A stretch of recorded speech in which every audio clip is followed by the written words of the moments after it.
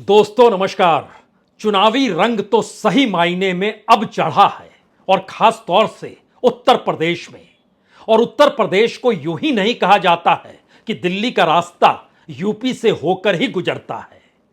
उत्तर प्रदेश ने इस देश को सबसे ज्यादा प्रधानमंत्री दिए हैं और मौजूदा प्रधानमंत्री नरेंद्र मोदी भी उत्तर प्रदेश की बनारस लोकसभा सीट से चुनाव लड़ रहे हैं।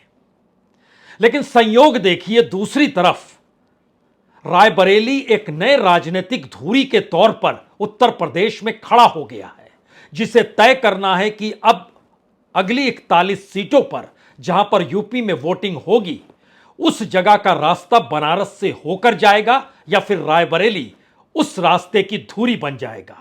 राजनीतिक तौर पर यह एक ऐसी परिस्थिति है जिसने उत्तर प्रदेश की सामाजिक आर्थिक परिस्थितियों को राजनीतिक तौर पर रायबरेली के जरिए उठा दिया है। और बीते 10 बरस में जो कुछ भी इस देश के सामने उभर कर आया, उसके केंद्र में बनारस है। लेकिन लड़ाई बनारस और रायबरेली की नहीं है। आज तो जिक्र उस अमेठी और रायबरेली का है जिसके आसरे यूपी की राजनीतिक धुरी आने वाले 41 सीटों को लेकर कहीं एक झटके में बदल ना जाए। और शायद इस बदलती हुई परिस्थितियों की हवा को कोई दूसरा नहीं बल्कि मोदी शाह भी समझ रहे हैं और योगी भी समझ रहे हैं। क्योंकि इस दौर में एक तरफ राजनीतिक तंज है, जो तंज प्रधानमंत्री मोदी रायबरेली को लेकर कस रहे हैं, और दूसरी तरफ उसी रायबरेली में सोनिया गांधी की मौजूदगी आज हुई, जब उन्होंने भावनात्मक तौर पर कहा, मैंने अपना बेटा आपको दिया है और ये आपको निराश नहीं करेगा। लेकिन सवाल भावनात्मक तौर के भाषण और राजनीतिक तंज भर का नहीं है। उत्तर प्रदेश की सामाजिक आर्थिक परिस्थितियां क्या राजनीति के पीठ पर सवार हो सकती है? और जिन मुद्दों को लगातार दबाया गया या फिर उत्तर प्रदेश की अपनी आर्थिक माली हालत, जो लोगों के साथ जुड़कर यहां के गरीबी की रेखा से नीचे पड़े हुए 5 करोड़ से ज्यादा लोगों को आद देती है, क्या उनके सवाल राजनीति की पीठ पर सवार है जिसका जिक्र राहुल गांधी कर रहे हैं?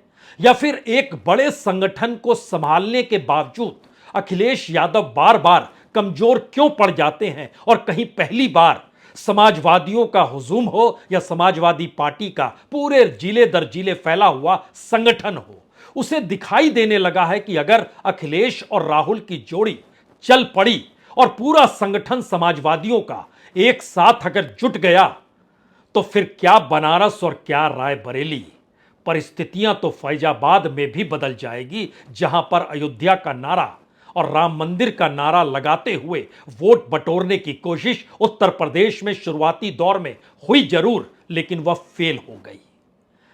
तो क्या वाकई अब 5वें चरण की राजनीति से उत्तर प्रदेश की सियासत आपको बिल्कुल नई हवा के झोंके के समान दिखाई देगी? और इसका अंदाजा आज क्यों हो चला है?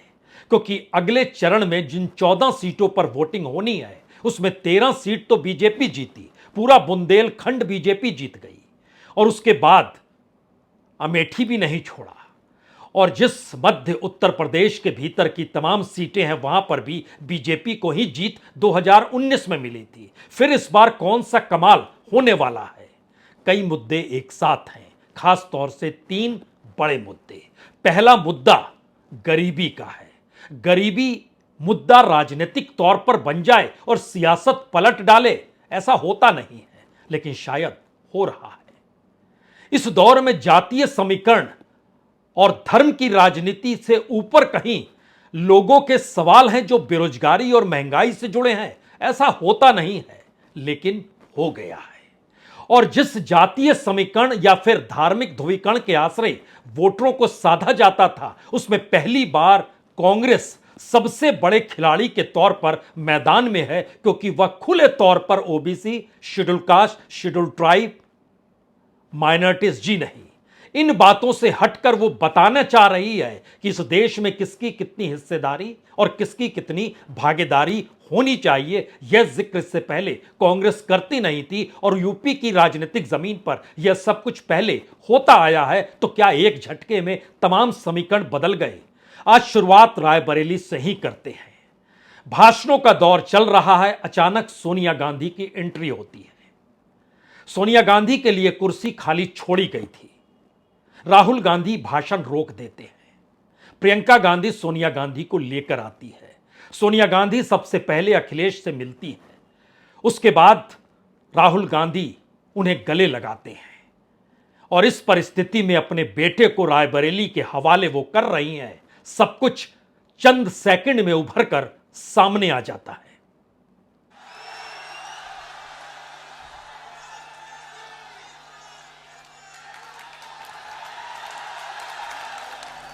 भाई और बहनों, मैं आपको अपना बेटा सौंप रही हूं।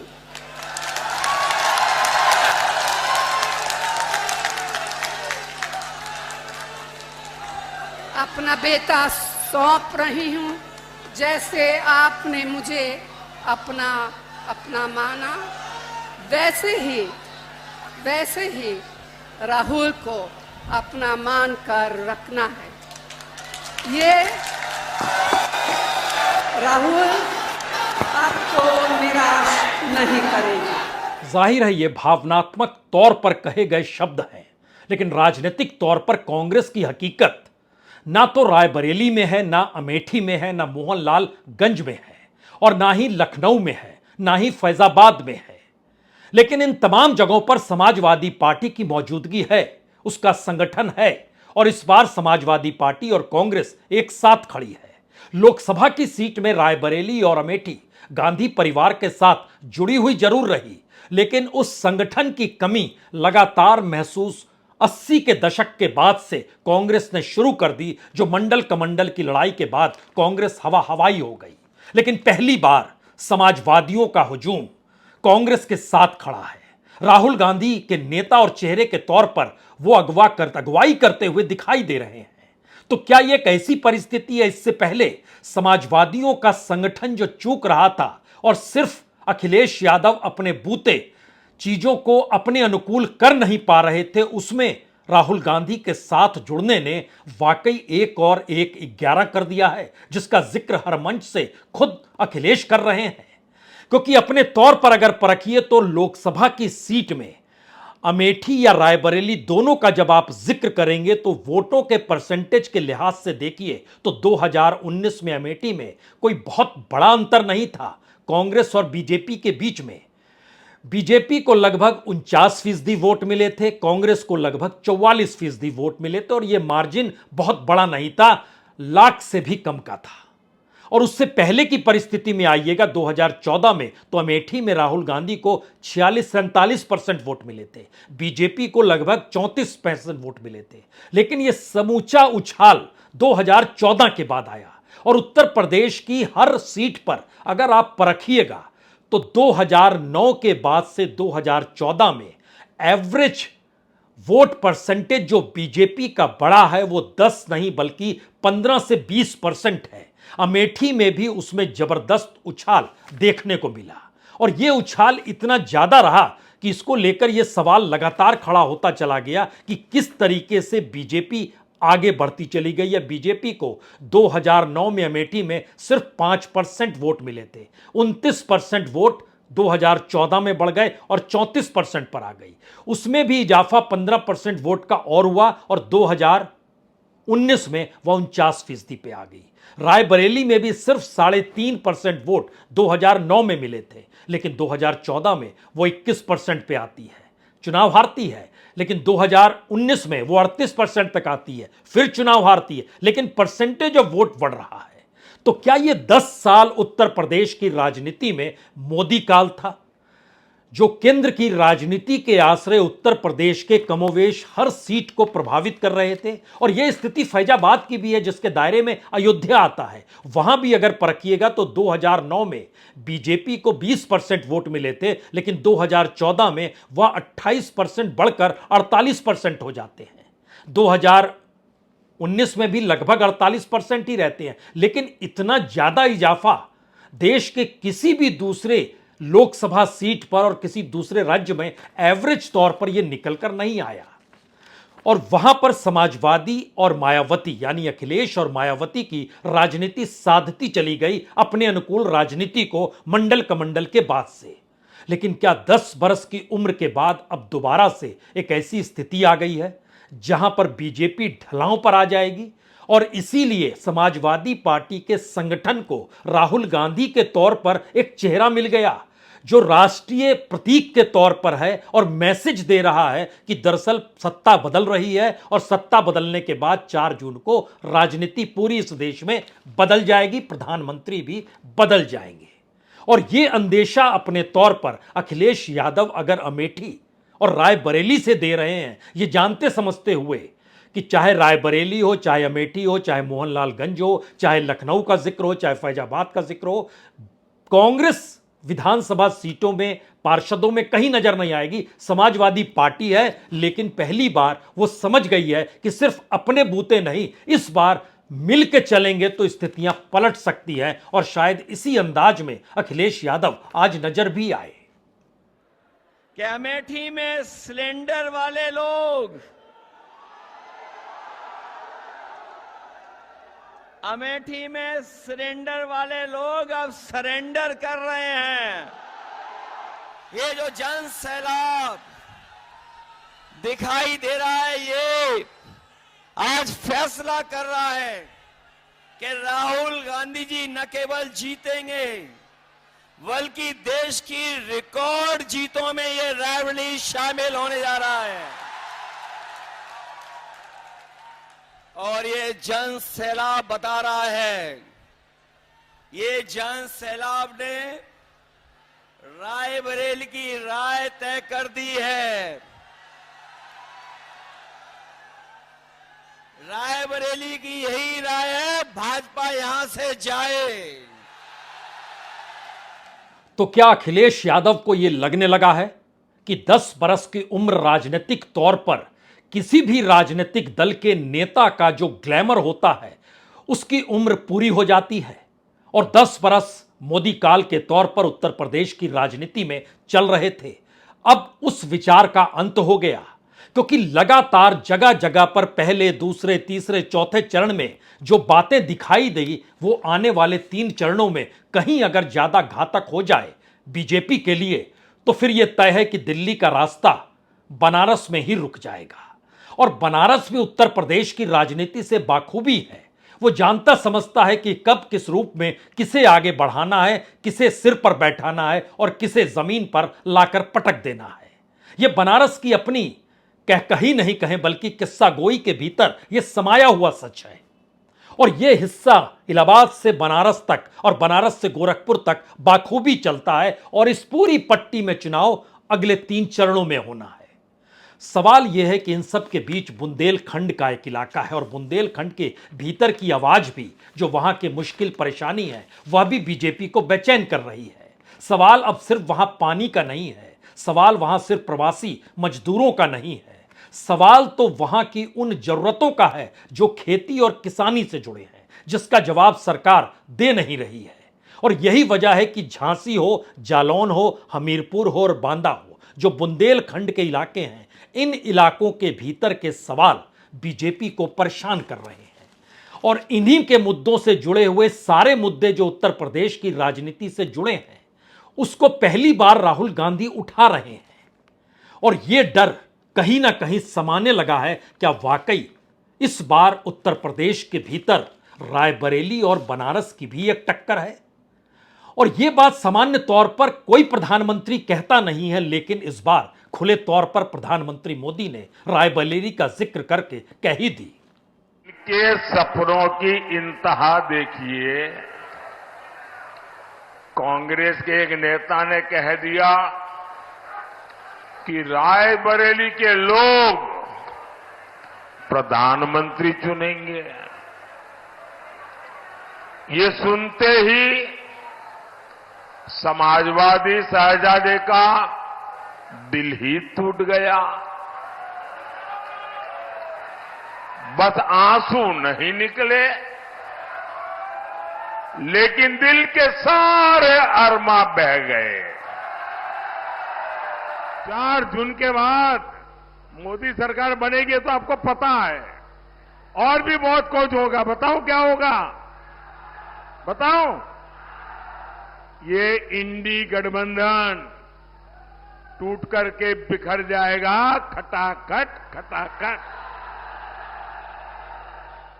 जाहिर है जिक्र उत्तर प्रदेश का है और उस पे प्रधानमंत्री जब कह रहे हैं कि रायबरेली कोई सपना देख रहा है तो कोई इससे इनकार करेगा नहीं कि मौजूदा परिस्थिति में रायबरेली प्रधानमंत्री को चुनने जा रहा है। क्या वाकई इस पर मुहर लग चुकी है या लग जाएगी? दरअसल यह सवाल उत्तर प्रदेश की सामाजिक आर्थिक परिस्थितियों में बहुत ही गहरा है।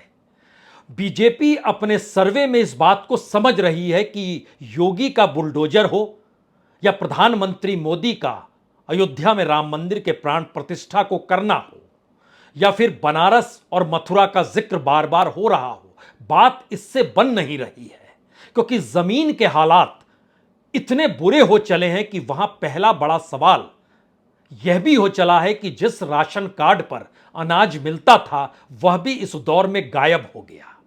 और बहुत ही सिस्टमेटिक तरीके से सरकार ने पीडीएस सिस्टम को खत्म किया और उसके ठीक समानांतर गरीब कल्याण योजना को लाकर खड़ा कर दिया। उत्तर प्रदेश का सच यह है कि उत्तर प्रदेश में पूरा पीडीएस सिस्टम जो जुड़ा हुआ है तकरीबन 1 करोड़ परिवारों से जुड़ा हुआ है और उसके भीतर जो अंत्योदय का कार्ड लेकर चलते हैं उनकी तादाद 40 लाख परिवारों की है। लेकिन अगला सच यह भी है कि 5 किलो मुफ्त अनाज देना और अलग अलग कार्ड के जरिए, चाहे वह बीपीएल कार्ड हो, अंत्योदय कार्ड हो, एपीएल कार्ड हो, इन तमाम कार्ड के जरिए जो अनाज मिलता है और उसके बाद 5 किलो अनाज का जिक्र जो सरकार इस दौर में यह सोचकर कर रही है या सोचकर राजनीतिक जीत की हामी भर रही है कि देखिए फ्री का अनाज दे रहे हैं तो जीत पक्की है, तो समझना यह भी होगा कि इस दौर में क्यों कांग्रेस ने महिला न्याय का सवाल उठाया और क्यों 10 किलो अनाज देंगे अगर सत्ता में आए तो 2-3 दिन पहले मल्लिकार्जुन खड़गे ने क्यों यह ऐलान कर दिया। दरअसल कांग्रेस के दौर में फूड सिक्योरिटी एक्ट के जरिए भोजन के अधिकार को कानूनी दर्जा दिया गया था और उसी के बाद यह सवाल अगला बड़ा होता चला गया कि पीडीएस सिस्टम हमारा इतना मजबूत होना चाहिए, यानी राशन कार्ड के जरिए, जो कि अपने तौर पर किसी को भी भूखा ना रहने दे। लेकिन 2011-12 से टारगेटेड पीडीएस सिस्टम जो शुरू होता है 2014 के बाद से उसमें ऐसी सेंध लग जाती है कि जो लाभार्थी है, यानी मोदी सरकार जिन्हें लाभार्थी बनाती है, उनको लाभार्थी के तहत ही अनाज मिले और पीडीएस सिस्टम से उनको अनाज नहीं मिले। यह एक गजब की सोच है या राजनीतिक तौर पर यह गजब की स्थिति है। और उत्तर प्रदेश के भीतर यह हुआ, जो अनाज राशन दुकानों से पैसा देकर मिलता था, और पैसा देने का मतलब वहां पर यह भी है कि वहां पर चावल 3 रुपए किलो जो पीडीएस सिस्टम है, गेहूं 2 रुपए किलो, बाजरा 1 रुपए किलो, उसी के तहत 35 किलो पर परिवार को दिया जाता है। लेकिन अगर वो लाभार्थी में शामिल हो गया तो फिर उसको वो अनाज वहां से नहीं मिले, क्योंकि ऐसा तो नहीं है कि आप अनाज सबको बांटते ही चले जाएं और हर सिस्टम पैरेलल में चलता चला जाए, किसी को सामान्य तौर पर डाइल्यूट करना होगा। और यह स्थिति बहुत ही शानदार तरीके से मोदी के दौर में अपनाई गई, इससे कोई इनकार नहीं करेगा। और इसीलिए कांग्रेस 10 किलो अनाज का जिक्र कर गई कि अगर आपके जहन में 5 किलो अनाज की सुविधा बैठी है तो हम तो पीडीएस सिस्टम यानी राशन दुकान से 35 किलो अनाज जो बेहद सस्ते में मिलता है वह भी देंगे और उसके पैरेलल में 10 किलो अनाज भी देंगे। और इसी को शक्ल देते हुए राहुल गांधी ने, जो अमेठी और रायबरेली नहीं बल्कि इससे पहले 2 दिन पहले झांसी में इन्हीं बातों का जिक्र कर रहे थे, और उत्तर प्रदेश में लगातार घूमकर जिन बातों का जिक्र पेट से जुड़े हुए सवालों से कर रहे हैं, उसके पीछे एक ही वजह है कि उत्तर प्रदेश और बिहार 2 ऐसे राज्य हैं जहां पर भूखमरी की स्थिति ना हो जाए, इसीलिए यह पूरा पीडीएस सिस्टम या फूड सिक्योरिटी एक्ट को लाया गया था। और अब उसमें राहत और रियायत देने के लिए, उसको संवैधानिक जामा पहनाने के लिए कांग्रेस अपने मैनिफेस्टो में जोड़ कर लेकर आई, जिसका जिक्र आज भी किया गया।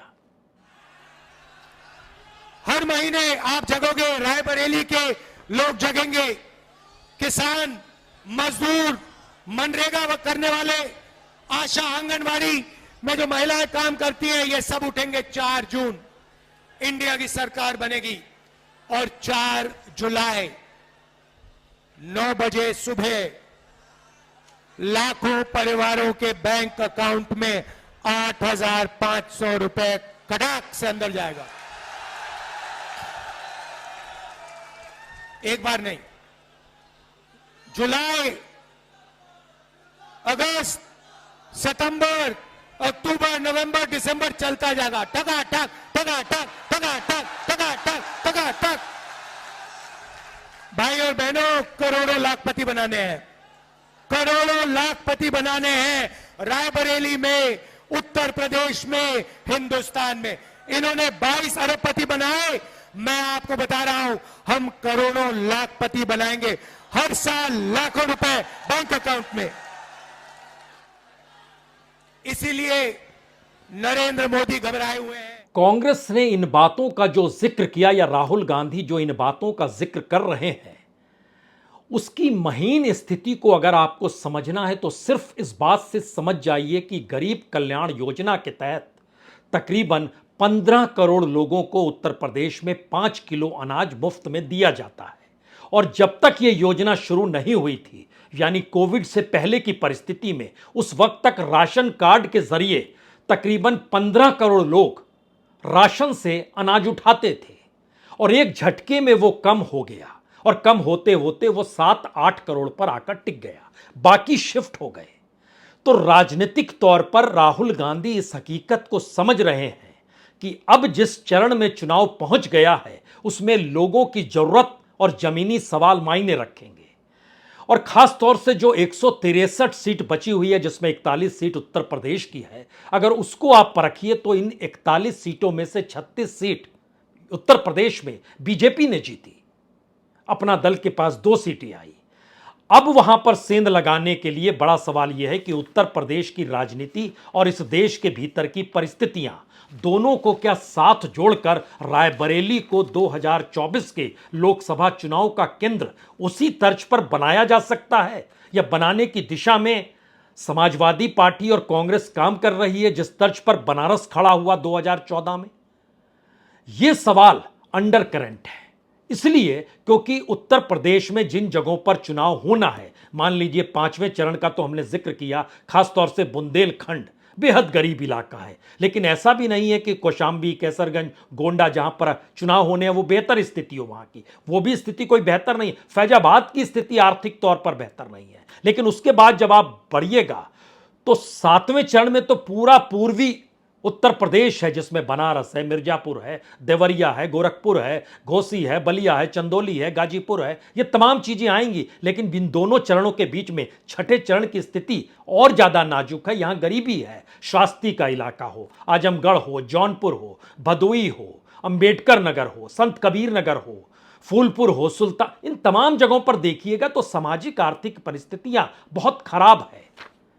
अब अगला सवाल यह है कि सही मायने में इस देश के भीतर में जो आर्थिक सवाल हैं, और अगर आर्थिक सवालों का जवाब मुफ्त बांट कर लाभार्थी की तर्ज पर मोदी सरकार ने किया, तो क्या उसकी काट कांग्रेस अपने मैनिफेस्टो और अपने वादों के आश्रय लेकर खड़ी हो गई? क्योंकि वो जानती है जितनी बड़ी तादाद में गरीब कल्याण योजना से जुड़े हुए हैं, उसमें सबसे बड़ी मात्रा उन्हीं 4 राज्यों की है जहां जिन 4 राज्यों में अगले 3 चरणों में चुनाव होना, और तय इन्हीं 4 राज्यों को अगले 3 चरण में कर देना है कि बनारस या रायबरेली। उत्तर प्रदेश का हमने जिक्र किया, 15 करोड़ है लाभार्थी जो कि गरीब कल्याण योजना से अनाज लेते हैं। बिहार में इनकी तादाद 8 करोड़ है। महाराष्ट्र के भीतर ये 7 करोड़ है। पश्चिम बंगाल में ये 6 करोड़ है। यानी ध्यान दीजिए, अगर इन सब को जोड़ते चले जाइएगा तो लगभग 36-37 करोड़ सिर्फ इन 3 राज्यों में है।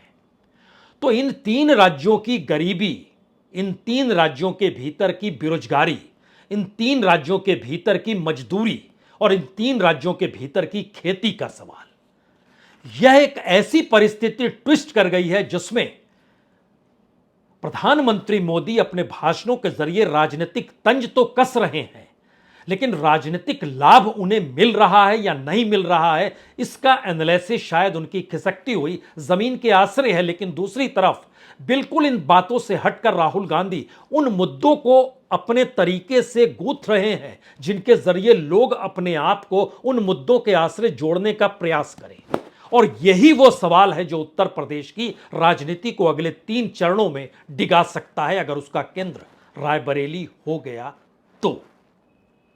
और चूंकि पहली बार समाजवादियों का पूरा संगठन एक नेता और अपने नेता के तौर पर राहुल गांधी को देख रहा है, क्योंकि उनके नेता अखिलेश यादव कांधे से कांधा मिलाकर राहुल के साथ जिस इमोशनल तरीके से खड़े हैं, वो मैसेज उत्तर प्रदेश की राजनीति में बहुत बड़ा है।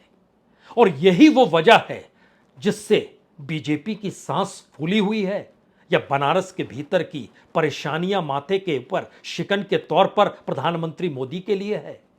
क्योंकि इस राजनीति को साध पाने की स्थिति में गुजरात से चलकर बनारस पहुंचे नेता और दिल्ली से निकलकर रायबरेली पहुंचे नेता, जिनको अपने सामाजिक और सांस्कृतिक तौर पर पहचान उसी रायबरेली, अमेठी और यूपी से मिली और दूसरी पहचान गुजरात से मिली, इन परिस्थितियों के बीच के टकराव में आपको शब्दावली भाषणों की पकड़नी होगी जो अगले 3 चरणों में नजर आएगी। उसमें प्रधानमंत्री मोदी के भाषण शायद राजनीतिक तंज की दिशा में ही जाए और दूसरी तरफ जमीनी मुद्दों के आसरे लोगों के भूखे पेट को समझते हुए नारों की शक्ल में अपने मैनिफेस्टो को दिखाना राहुल गांधी शुरू कर दें। बहुत बहुत शुक्रिया, बहुत बहुत शुक्रिया।